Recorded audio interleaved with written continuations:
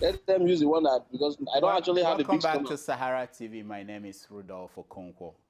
You must have seen this picture, the iconic picture of the former CBN governor, Sanusi Lamido Sanusi, and El-Rufai at the Lagos International Airport, few hours after he was suspended from his post. Now, if you look at this picture on the left, you will see the publisher of Sahara Reporters, Omoyele Sowore. Sowore is currently traveling across West Africa, and we have him now joining us to, from an undisclosed location to explain to us how did he end up at that airport at that time. Sowore, welcome to Sahara TV. Thank you, Rudolph, for inviting me on your show. Yes, we're happy to have you. Now, a lot of people are wondering, how did you end up at Murtala Mohammed International Airport at that point in time? Well, I don't know if I want to disclose how I got there to you for my own safety or for next time. But what I should say was that the biggest break of the news of Sanusi's, the biggest news on that day was Sanusi's sack by President Goodluck Jonathan. But don't forget that on January 9th, Sahara Reporters actually published an expose that exactly revealed that there were plans to force Sanusi out of Central Bank by way of suspension. So since then, we have been following all the intrigues about Sanusi, the plan to remove Sanusi because of the $20 billion NNPC theft that took place. And do not forget that Sahara Reporters was the one that actually first leaked the letter he wrote to the president in September last year. So I was in Lagos, I have to admit at this point, on the ground, traveling on the ground as usual, and only to find out that he had been suspended. And after the suspension, after we did the news, Sahara Reporters, I went to a conference in Lagos. And while we were there, it occurred to me that I should call some people I know about Sanusi's plans. Because I thought he was actually going to run away after he had been suspended, knowing the weight of the federal government or the presidency and how they badly want him. And it turns out that he was going to return. And I immediately left the conference in Lagos, where I spoke for just 2 minutes. It was a conference of Nigerian reporters who were considering the use of social media and digital media. So I spoke there briefly and left to the airport. So on my way to the airport, I called El-Rufai, and he said he was also on his way to the airport because I know they were both close. So we drove to the airport. When we got to the airport, we saw El-Rufai confused. He couldn't, I don't know whether he didn't know where to go or not, but I saw him and I followed his car and I saw him. It turns out that he had just then found out that Sanusi was landing or had actually landed and he was being held up by the SSS. So we were figuring out how to get into the executive jet hangar at the Murtala Mohammed International Airport, and they threw the gate open for El-Rufai. I guess he has security passes everywhere because he was a former minister, and one of them anyways. And we followed suit, came out with our cameras, saw Sanusi, his family, his wife, and his aides held up by the SSS on the tarmac, and he was making frantic phone calls. We pulled out our cameras and started taking pictures. That is me and my crew. And they said that they were holding him for the director of SSS in Lagos to take him to their station. So at that point, of course, naturally, I knew that I might also get arrested because it was a place that I knew that if they saw me, I would be an interesting catch for them. But at that point, I was prepared. I gave up that I might be gone for a long time. So we concentrated on doing the duty of citizen reporting, which was capturing every moment on the tarmac, including taking pictures of his jet. And of course, one of our camera people took a picture of me while I was approaching him. It was the first time I met him, and I said, so what do you have to say about, I had my camera hung on my neck, my own personal camera. What do you have to say about what happened to you today? And he said to me, they are crazy. Well, I said, this guy has an interesting thing to say today. So that was the time that my picture was taken with him. And of course, as soon as they saw it with camera, El-Rufai said, well, now you guys know that this is being covered. As our reporters people are here, we thought it was crazy. Why was he revealing our whereabouts? But it was too late. Lo and behold, the SSS people came 2 minutes later and asked Sanusi to leave with his people. And but they said they won't give him his passport. So we followed the convoy that was taking him to wherever he was going in Lagos, not knowing where we were going, and was just tweeting away as we were following him. Followed him to this particular place in Lagos. Turns out to be a home of one of his friends, and we got the biggest opportunity of our lives. That was to be the first media in Nigeria, not only to cover his arrival, but also to have the first interview with him about what happened. Well, as I said, the rest is now history. That particular video interview has been watched over 60,000 times as of today. It became one of the most popular interviews in Nigeria. It was also used by a lot of Nigerian local TV stations because it was the first access to Sanusi after he returned from Niamey when he heard that he had been suspended. Mm. Wow, that's interesting. Now, people are wondering, so it's clear now to viewers who were concerned that you came down from the same plane with Sanusi, that you did not come down from the same plane with Sanusi. Now, I've never entered a private jet in my life. Okay. Now, let me ask you, because what was the reaction of the SSS when Sanusi said these were Sahara reporters? What was their reaction, the SSS men and women there? No, it was El-Rufai who said to them that, okay, SaharaReporters people are here, so you have to explain to the world why you are holding the CBN governor after you suspended him. Okay. They just disappeared. They disappeared, and only one of them came back. I think they were avoiding us taking pictures of them. And I think there was like a whole lot of confusion amongst them. I don't know. There were a lot of them on the phone, I think taking instruction from Abuja, walkie-talkies, and I think they were avoiding any situation where we would capture that moment where their director would show up and arrest them. We were prepared for that. And also we were prepared for getting arrested, by the way. I was prepared for going in for a long time. I knew it was a dangerous gambit, but this is the kind of thing I love to do. You guys remember by traveling with Benga Obasanjo from Benin Republic a few years ago. And I had one of the most interesting interviews with him that changed the face of politics.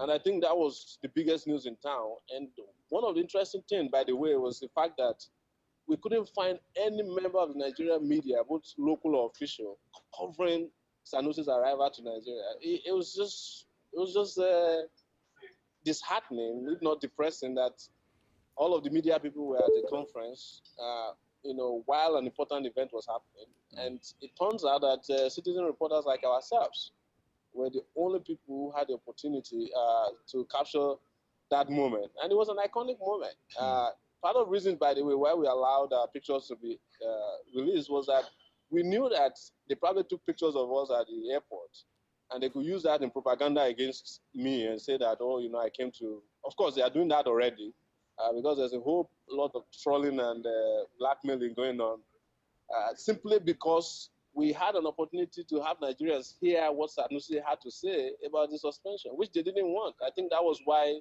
they wanted to keep his arrival in the dark, so that nobody would hear him say why he thought he was suspended. But again, don't forget that we have been following this. We have been at the forefront of revealing all of the intrigues. Forget about this whole thing about his financial recklessness. The fact that they accuse him of financial recklessness shows that the president has been presiding over some of the most financially reckless officials and aides and leaders of government agencies, departments, and ministries. So it's an indictment on President Jonathan that he had a CBN governor who he considered and knew was financially reckless, and kept him as CBN governor, even when the likes of Femi Falana went and sued him for donating money recklessly. They did nothing about it. But the fact is that was an afterthought. Each time somebody exposes corruption in Nigeria, or a whistleblower, or somebody decides to be a whistleblower, which Sanusi is claiming to be, they go after the person so that Nigerians will forget about what happened to the $20 billion that's been declared missing and had not been found at this point. So this is a whole distraction. So that's why we decided, me and my crew, that we should release our pictures to the world so that the whole world would know that at least I was a Nigerian and I was on the tarmac. And if anything happens to me, at least people will understand that I was doing my legitimate duty of informing Nigerians about going on in the government that otherwise nobody would have known. All right, now we are going to talk about the media in a while, but let me ask you, when you were interviewing him, you appeared to be looking back, and what's the environment like in that room? And were you allowed to ask any question you wanted to ask, and for how long? Oh, we followed him, and it was a moment of tension, I think, because he was followed by, I'm sure, security agents to the place, and I think he himself had his own moment of I wouldn't say panic. He looked very calm, but everybody was just watching what would happen next. And we happened to be at that moment where he was just sitting down for the first time after he had been suspended from the central bank as governor. And we had the camera thrust right there in his face and asking questions. Of course, it didn't prevent me from asking any question, but I didn't have all the time in the world to ask him all the questions as well. And also, you have to understand that the level of preparedness for that kind of interview was very short, because we're looking to get to interview him and get out of the place and make sure that what we covered between his arrival and interview got out to Nigerians as quickly as possible. Mm-hmm. Okay, now you talked about being at a conference, media conference. What do you think about the Nigerian media based on the travel you've been making across West Africa and talking to people who are practicing in Nigeria? I think the mainstream media is still very, very, very, very, very. All right, I think our connection with Sowore is frozen now. We will try to reconnect with him and get more of his opinion on the media in Nigeria and his traveling across the country. If you've been following us, you know we are talking about the sacking, or should we say the suspension of Sanusi, the Central Bank Governor of Nigeria. We are going to continue discussion on that when we have an interview with Ayo Obe, the Lagos attorney, who will give us the legal angle to that. We are also going to make that the major subject of our Skype call segment when we come back for Skype calls in a few hours. And I think we now have Sowore back. Okay. Sowore, welcome back. Yeah, thank you. So you were talking about the media, the mainstream media in Nigeria. I was saying that, I think the mainstream media still don't understand that there are new platforms in town. They still do the things their very old ways. They don't. They still believe that news has to wait until it is processed for a long time. They still believe that they are the captains of the media industry. And I, for example, was surprised that they knew that Sanusi was returning back to town. I would expect they would know, and nobody made any efforts to capture his arrival, no matter what it takes. And it took citizen journalism platforms like us to break not only the news of his arrival, but to provide his first photographs of his arrival. And shamefully, by the way, they picked up all our pictures and used it on the headlines the next day and never gave us credit for it. Now, what about the perception of Sahara reporters within Nigeria? When you meet people, what do you hear from people? What are the most incorrect perception of Sahara reporters? For instance, people were saying that those pictures were not current pictures, that you couldn't have been in Nigeria. How would you say to people like that who have the wrong perception about what? It's very easy to find out the currency of pictures. They say you need to just download Firefox a tool, an add-on called EXIF, EXIF, and check the dates of the picture is taken, and the place is taken can even be provided in some instances. And there's a timestamp on every photograph, so people should not be lazy. They should check it out. Now, so you were talking about the media, and you spoke to people who are practitioners. So what kind of idea or direction you wanted the media in Nigeria to go towards? I think, I told them at this conference, and a lot of them were not happy about it, that they need to go digital. They should forget what they used to know about journalism, what they were taught in journalism school. And they should understand that there are new players in town, and media is no longer writing journals, that they should get holistic about coverage of events. They should make sure that they provide timely information, that nobody's waiting for breaking news the next day. It breaks, it breaks. I mean, most of them still don't have websites that are user-friendly or functional, and it's not as if we are better either. But we're trying, and one of the things I told them, which was shocking to a lot of them, and they are still tweeting it, I said some of them I end up working for Linda Ikeji. And what does Linda Ikeji do? She blogs on their stories. But she does it in such a way that more people read her stories than they read the real sources of news. And that's, people go to read news where news is available to them. And everybody now have their own news outlets. Your Facebook page is controlled by you. Decide what to read there. You write your own news. And I encourage all of them also to do just beyond writing and editing. That, they should blog, they should explain how they get stories to people. People want to know what is happening in the background, and this is what we do. Honestly, the perception about Sahara reporters in Nigeria is overwhelming. I'm surprised that people love us as much as they do. Some people actually like your show, Dr. Damages. I'm shocked. I don't find you funny. They like the Adeola show. They like our satire. They like the TV. They like the radio show. People are, they are warming up to our style of journalism. There are people who told me that if we stop existing, government will just be too happy, and that Nigeria would go back to the era of darkness. One woman saw me and said that we are the only electricity in Nigeria that is still working. That will provide them light, in this tunnel of a nation called Nigeria. So it's very encouraging, and I think the legitimacy of what we do, the integrity of our work, it has made it very, very clear that people accept what we do more than they accept what they hear from, the government and what they hear from even the mainstream media. So, and what I told them also is that, there's a mainstream media and there's a main street media. So Sahara Reporters is a main street media. Now we have a few minutes left. Let me ask you, today's Punch newspaper reported that PDP governors met with Jonathan, and they decided that the best thing was to sack Sanusi at this time. They believed that he was damaging the chances of the president, the re-election chances of the president. Now, let me ask you, while you were in Nigeria, what was the reaction of ordinary Nigerians to the sacking of Sanusi? Oh, I mean, I think overwhelmingly people knew that the sack had nothing to do with, the offenses for which he was cited. And everybody was just saying, that's the end of the $20 billion, so we are not going to hear about it. Of course, and that same day, don't forget, the same day they sacked him, they took the Attorney General to the Senate to say that the NNPC had the right to deduct whatever they want from the Federation before they remit money to the Federation account. So they practically have resolved the issue of how money went missing. And you were mentioning the Punch reporting that the governor said it was the right time. That's old story. We wrote about this as of January 9th. What are you talking about? So we knew that this was going to happen. We revealed it. We even said exactly that he would be suspended, and that they were encouraging him to go to court, knowing that the courts will not provide any semblance of justice, or that it will take forever before this is resolved. So, and to be clear, it is not any way defending Sanusi and his own shenanigans.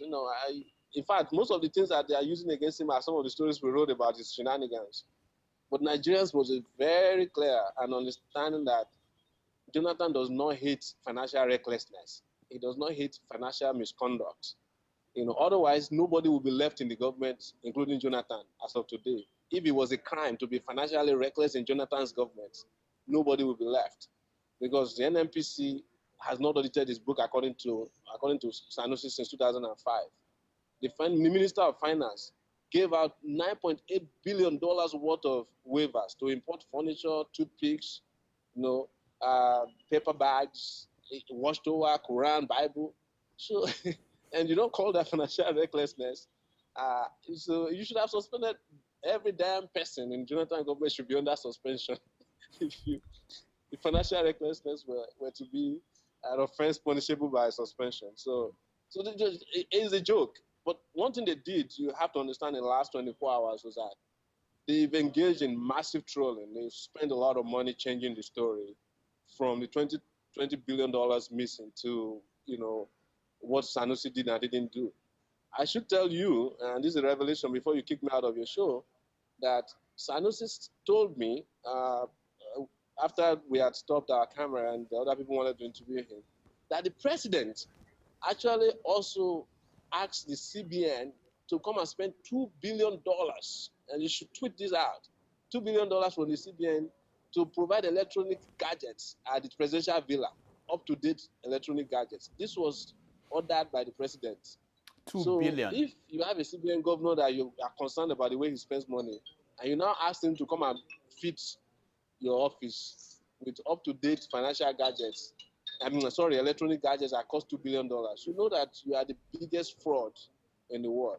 But again, bottom line is that we've lost track, finally, I can tell you, of the $20 billion that Sanusi said was missing. That's it. So what about the finance minister, her role in this? There were reports that were not confirmed that she threatened to resign or that she resigned. Did you investigate any of this, and did you come up with anything? I did. The finance minister is a very, very good propagandist. She's very cunning. She's the one sponsoring the story because she wants to lay to rest those people who are concerned about her complicity in this whole 20 billion saga. Because what is happening is that the Nigerian government is running two finance ministries. There's one at NNPC, which is their ATM, and there's another finance ministry run by Ngozi. Of course, Ngozi's admirers in the World Bank and in the international financial markets are surprised that she didn't know that money was missing.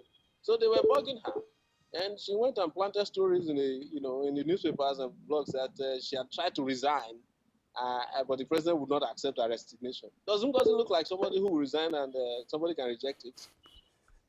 Now, most people are worried about, in all these stories about the money and NNPC, why is nothing happening to the Minister of Petroleum, Desiane Alison Madeke? Why is she untouchable? What is going on there?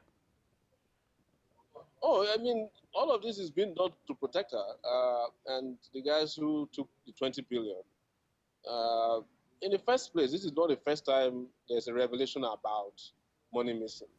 They set up a committee by themselves. They put Ribadu to head the committee. Ribadu came out and said money was missing. So it's not the first time money has been missing at the NFPC. The revelations are there. The House of Representatives investigated. They said money was missing. Even Sanusi himself has come out and said money was missing. But Sanusi is the banker to the federal government. He's the banker to the Nigerian Federation.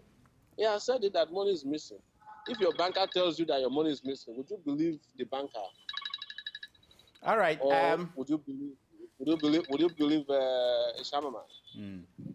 All right, Sowore, thank you so much. We have to leave it at this point. When you come back, we will see you and you tell us more about your experiences. How do I get out of here after you interview me? We don't know where you are. We hope you get back to New York soon. Thank you so much. All right, thank you so much, and have a good show. All right, that was Omoyele Sowore, who is traveling in West Africa. When we come back, we are going to talk to Ayobe, who will give us the legal angle to all these things going on. So stay tuned.